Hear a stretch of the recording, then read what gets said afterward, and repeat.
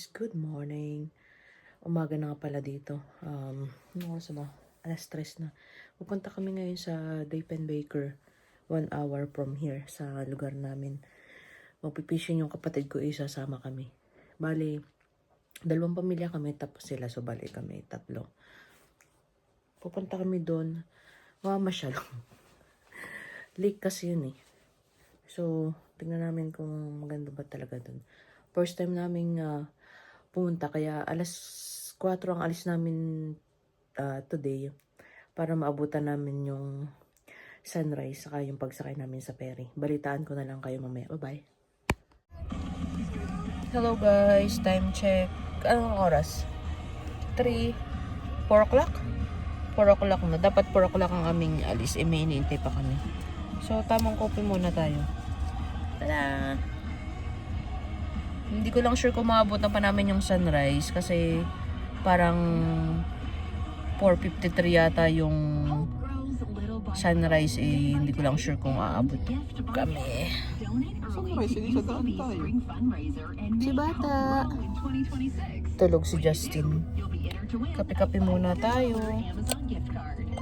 Balitaan ko na lang kayo mamaya. Bye-bye!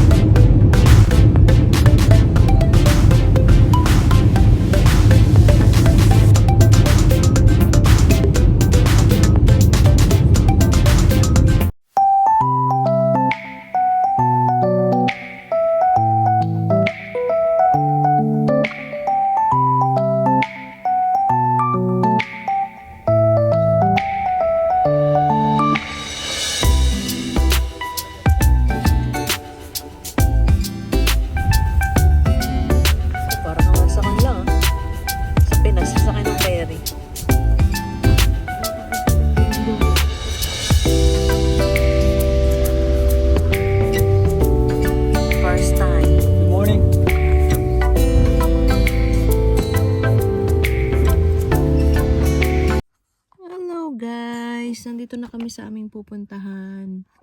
Tumawid kami dun sa may ferry. Kaso bumalik kami.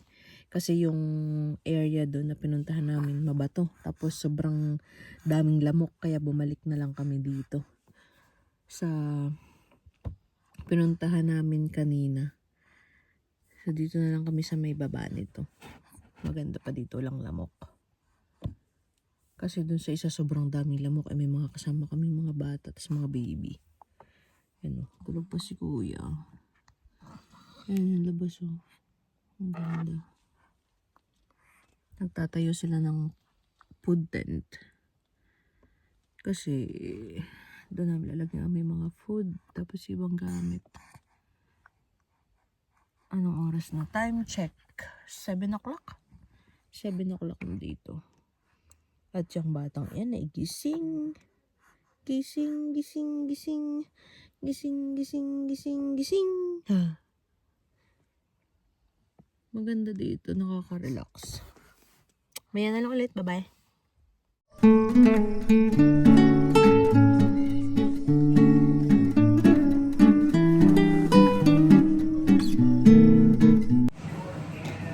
Hello guys, hindi na ako nakapag-video kanina sa pinuntahan namin kasi nabisi na din. Pag-alaga ng bata, pagtitingin ng view. Nakaka-relax dun sa pinuntahan namin.